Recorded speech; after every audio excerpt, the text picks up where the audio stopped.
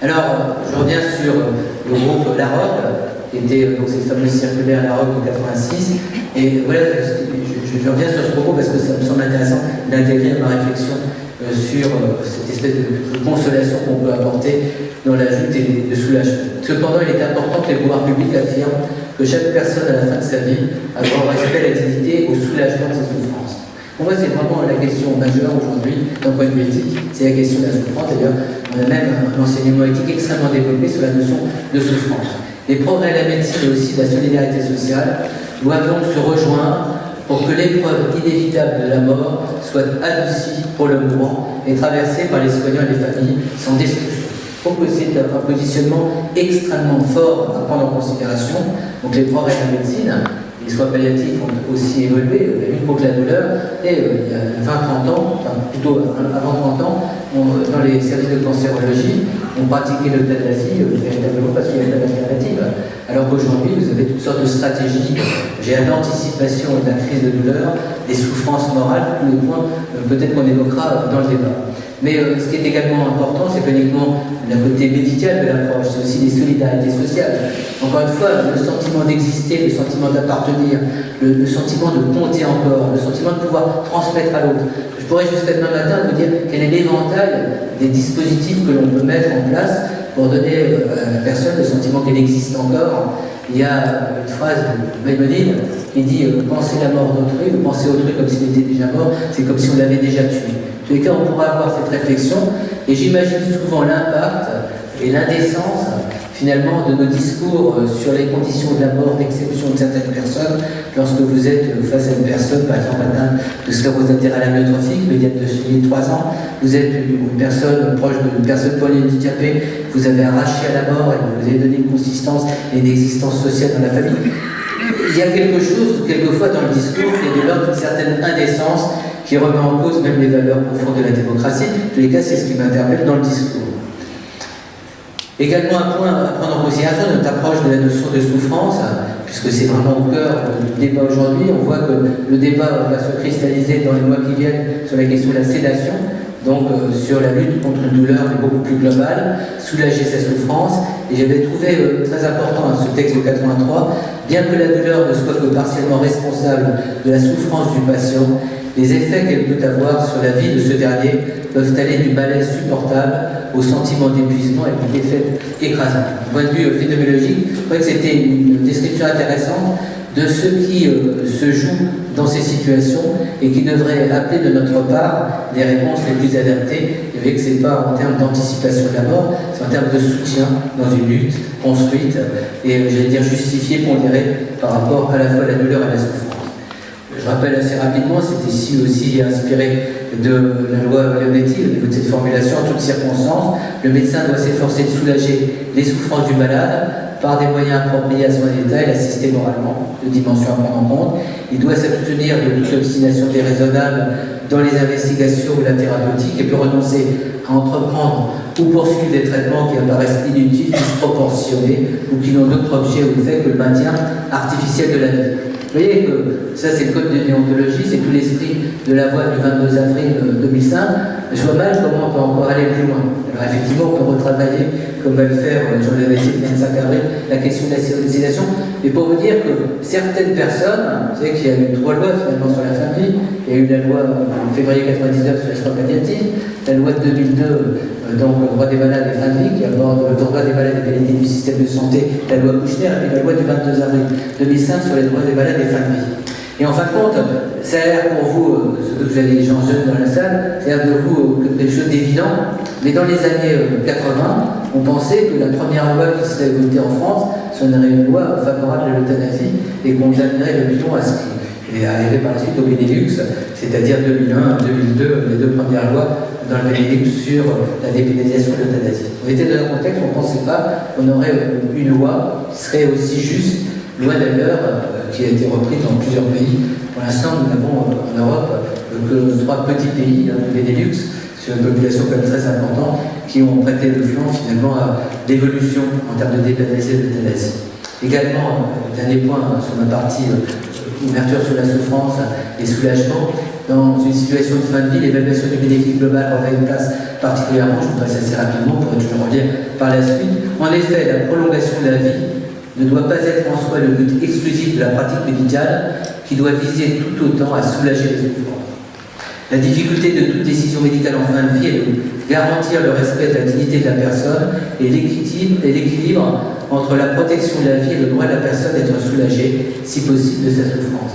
Mais on est dans la complexité, et le vrai défi, c'est de trouver l'attitude la plus justifiée, dans un contexte, une attitude d'ailleurs qui peut évoluer avec l'évolution de la personne malade, de ses besoins, mais également de sa santé, arriver à trouver la proportionnalité de la décision, le juste milieu, la bonne décision. Vous voyez que ça relève véritablement d'une réflexion d'abord pluridisciplinaire, collégiale, qui intègre la vie de la personne quand elle peut s'exprimer, ses directives identifiées, ses proches quand ils peuvent aussi participer, la personne de confiance. Vous voyez à quel point on est dans quelque chose d'extrêmement sensible, fragile, qui est antagoniste avec toute décision systématique et toute législation. On n'est pas dans l'ordre de la loi, on est en ordre du cas particulier. Vous voyez, quand j'évoque tout à l'heure l'avis 63 du CCNE, s'il y avait une évolution, probablement elle devrait dans cette notion d'exception, mais avec tellement d'aise à l'exception, et tellement, j'allais dire, de doute, de scrupule, d'interrogation. D'ailleurs, quand Jean-Léon Netti parle de sa loi, il dit l'esprit de ma loi, c'est l'esprit d'une inquiétude quasiment philosophique. C'est-à-dire dans ces domaines aussi sensibles, où nous sommes fragiles les uns et les autres, où il n'y a pas de bonne décision, on va choisir le moindre mal, comment prendre une décision, j'allais dire, avec énormément de suspicion à l'égard de tout ce qui serait des convictions a priori. Une mort dite par exception, alors je rentre un peu dans le bout de mon propos, pour vous dire qu'on est à 74, dans toutes les revendications, mort dans la dignité, assimilée à l'euthanasie, la notion de liberté, la notion de maîtrise, de lutte contre tout ce qui pourrait être de l'ordre de la déchéance, bref, toute cette notion de maîtrise et d'autonomie est au cœur des préoccupations. Un des grands textes, pour moi, de référence, il faudrait dire dans son intégralité, c'est un texte de Jacques Monod. Nous, sous CNO, déclarons apporter notre soutien au recours à l'euthanasie. Nous croyons que la conscience éthique s'est suffisamment développée pour qu'une attitude humaine vis-à-vis de la mort et des mourants soit possible dans nos sociétés. Nous déplorons la rigueur de la morale et les restrictions de la loi qui empêchent et s'opposent au principe éthique de l'euthanasie. Vous voyez, on est en 1974, c'est dans ces années où il y a une médicalisation de plus en plus excessive. On est quelquefois effectivement dans des traitements assimilés par certains à l'acharnement, en tous les cas un abus thérapeutique, avec des finalités pour l'intérêt de la personne qui peuvent de plus en plus discuter. Ayez ce point à prendre en considération. Vous avez tout un discours de valeur extrêmement profond qui va se déployer. Et dans les années 84-85 en France, ceux qui vont développer les soins palliatifs, très curieusement, reprendront le même discours sur les valeurs.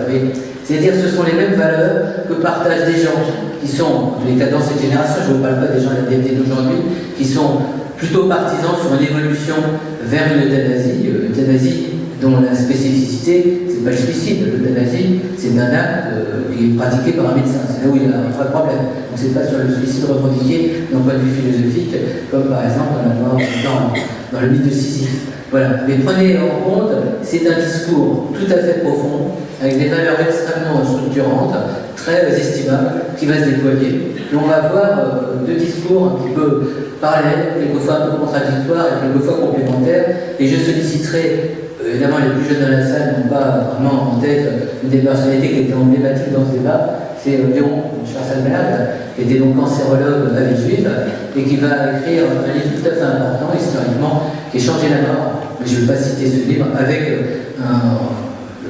créateur du monde, Pierre-François Ponty. Alors, pourquoi j'ai mis ce texte? Parce que ça va être, vous allez voir, je suis une chronologie de date. Ça va être un texte important du fondateur de la DMD, et qui dit le droit de mourir dignement et dans la lucidité, la tendresse, sans autre force que celle inhérente à la séparation au glissement hors de cette forme de vie, de droit devient un impératif évident dès lors que la vie ne peut être prolongée jusqu'au dernier délabrement et même au-delà. Et ce qu'il met en cause, Felanda, c'est à la fois l'acharnement, d'une certaine manière, de certains médecins, et il met en cause beaucoup, comme la DMD, ce que va être notamment la réanimation médicale, mais également cette altération de nos fonctions dans le vieillissement, qui aujourd'hui, Landa, qui est mort depuis, avait à parler des personnes atteintes de maladies neurologiques dégénératives qu'on retrouve dans nos EHPAD, dans des établissements.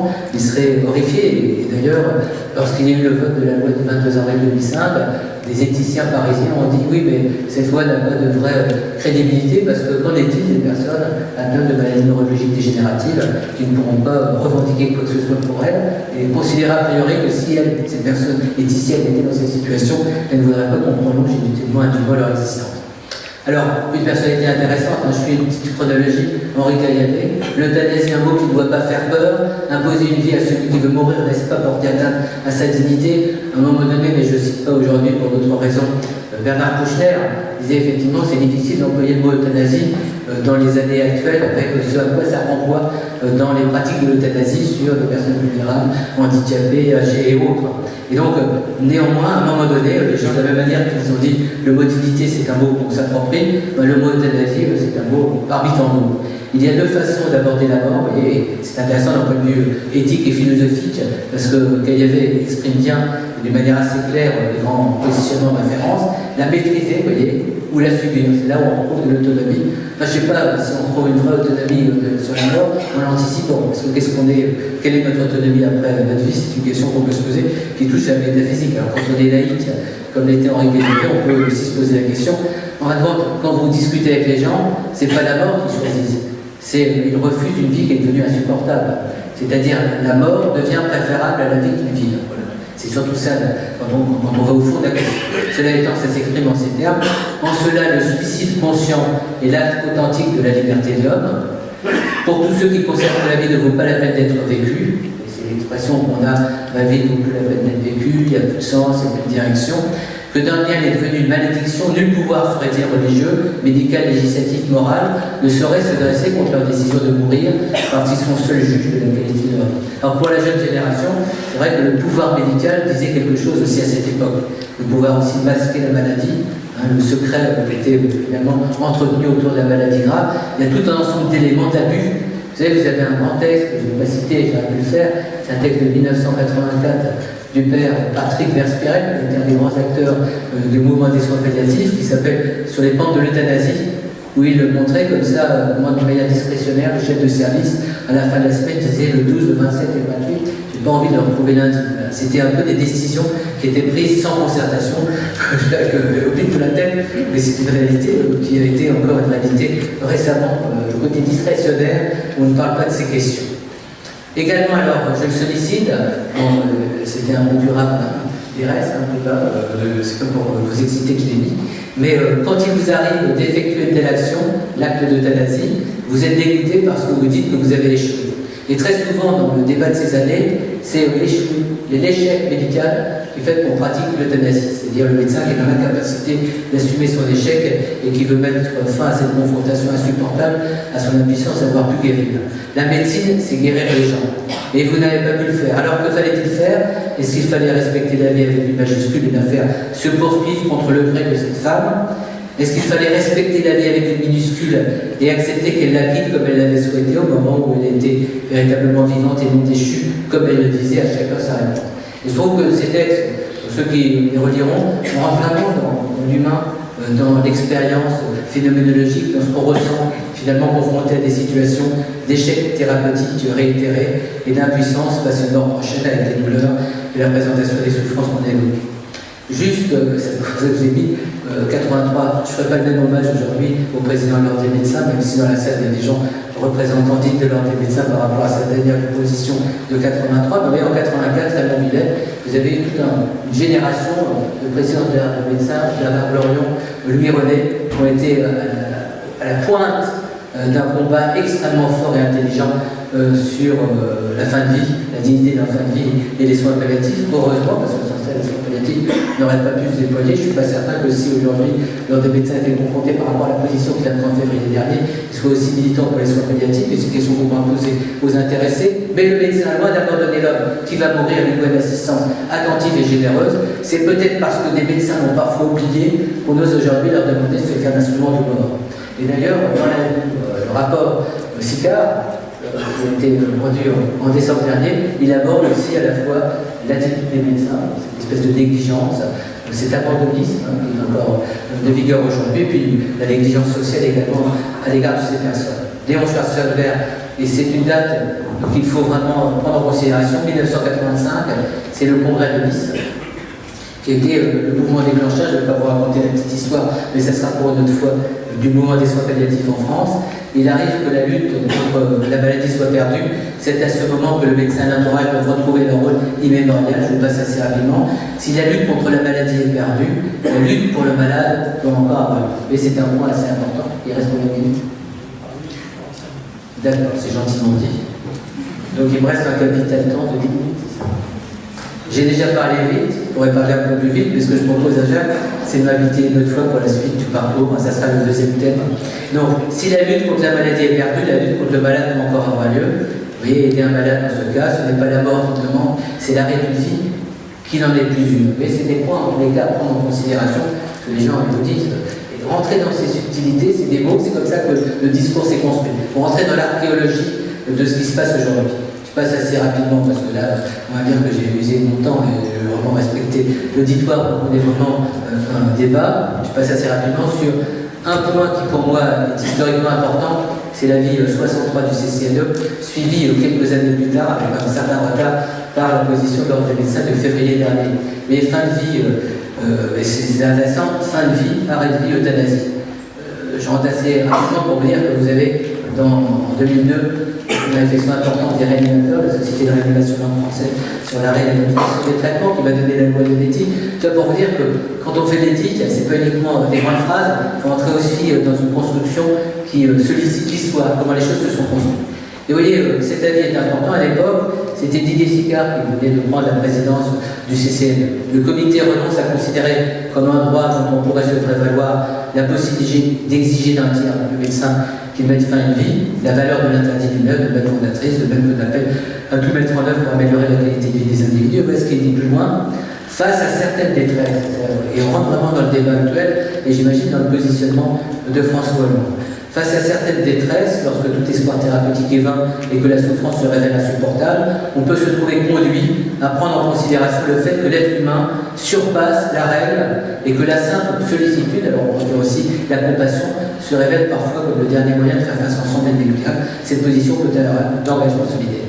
Et dans cet engagement solidaire, la sémantique est repris aussi par l'ordre des médecins quelques nombreuses années plus tard, une sorte d'exception d'euthanasie, c'est ce dont il est vraiment question aujourd'hui, une sorte d'exception d'euthanasie qui pourrait être prévue par la loi, permettrait d'apprécier tant les circonstances exceptionnelles pouvant conduire à des arrêts de vie que les conditions de l'organisation. Et donc vous avez toute cette déclinaison, qu'est-ce que c'est cette notion d'exception d'euthanasie, et avec tout le débat, et par exemple en Pays-Bas, en Belgique, on a aussi une exception avec des critères de minutie.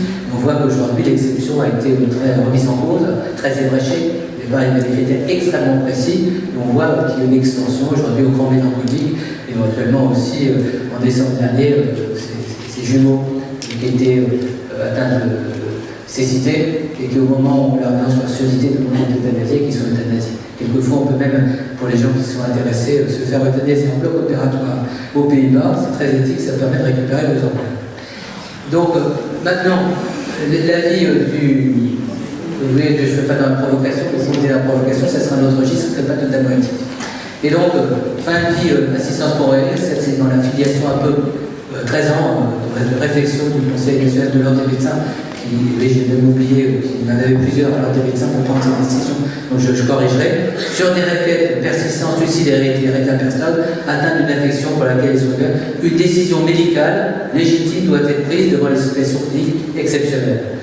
Et c'est là où on a introduit, non pas l'acte d'euthanasie, et vous allez voir, on a sur la définition précise luxembourgeoise, je ne sais pas si les luxembourgeois s'appellent plus de l'euthanasie, mais une sédation adaptée, profonde et terminale, délivrée dans le respect de la dignité pour être envisagée par devoir d'humanité. Vous voyez comment les concepts ressortent. Certains voient les devoirs d'humanité dans l'accompagnement des personnes jusqu'au bout de sa vie sans ébrécher ses capacités de vie jusqu'à leur terme. Par un collège, de cette collégialité, Nater s'était insurgé contre ces notions, par exemple, lorsqu'il avait été audité en 2008 par la mission Léonetti après l'affaire de Chantal Sévir, au nom de quelle légitimité un collège pourra demain, comme c'est dans une proposition de loi, s'exprimer, oui ou non. D'ailleurs, pour que le collège fonctionne bien, on demandera même à des éthiciens d'y participer, donc on va de fixer la composition. C'est assez intéressant, on pourrait analyser la chose. Voilà, je terminais juste sur ce point par ce texte que j'ai déjà évoqué de l'AMM. Lorsque l'on traite des questions éthiques liées aux soins en fin de vie, on aborde également le thème de l'euthanasie et du suicide médicalement assisté. L'association médicale BC 2006 condamne comme contraire à l'éthique aussi bien l'euthanasie que le suicide médicalement assisté. Ça n'a pas empêché le Conseil de l'ordre des médecins de prendre aussi sa position pour des bonnes raisons, j'imagine. Alors juste maintenant, très rapidement, il me reste encore 5 minutes et demie, très rapidement, vous regardez juste, j'ai fait un échantillon, mais vraiment un échantillon très peu représentatif, des différentes propositions de loi. Est-ce qu'il est attentif, soyez attentifs aux intitulés. Donc la première proposition, c'est Henri Caillavet, relative au droit de vivre sa mort. Donc, ça pourrait être un sujet de philosophie, quel est le droit de vivre sa mort. Je vous passe assez rapidement parce que les concepts, s'épargner les douleurs, épargner aux autres tragiques, tout ça est ce qui est à prendre en considération. Comme dans le texte du prix Nobel, les temps primitifs sont révolus. Et très souvent, quand on prend une position contradictoire aux gens qui veulent absolument des législations sur l'euthanasie, on dit que vous êtes des primitifs, vous êtes des cathos, je ne suis pas catho, je ne suis pas primitif, j'ai aussi ma modernité, mais j'en fais partie. Ensuite, vous voyez, j'ai passé des temps en 89, tendant à rendre licite la déclaration de volonté de mourir dans la dignité. Vous voyez, l'aide au suicide apportée. Je passe assez rapidement sur ce qu'on rappelle débat. Léon Schwarzenberg, ça c'est un rapport, je ne vais pas vous raconter, c'est un rapport puisqu'il était parlementaire européen. Vous voyez, une commission, l'association Méran, et je passe assez rapidement aussi là-dessus. Encore une fois, vous aurez le droit de regarder les textes pour celles et ceux qui le souhaitent. 780-2003, donc relatif au droit de finir sa vie dans la liberté. Vous voyez, tous les concepts que j'ai évoqués, liberté, dignité, vont être sollicités. Dans la liberté, donc encore un terme, et je vous passe assez rapidement. Relative, alors ça c'est le dernier texte qui devait être discuté au mois de mars dernier, puisqu'il y avait une niche pour le parti de président Roger Gérard Schwarzenberg, et puis pour des raisons politiques qu'on n'analysera pas, ça n'a pas été discuté. C'est relatif à l'assistance médicalisée pour une fin de vie dans la dignité. Et le grand concept aujourd'hui est discuté, également dans les propos du chef de l'État, c'est l'assistance médicalisée. Et dit publiquement, l'assistance médicalisée n'est pas le suicide.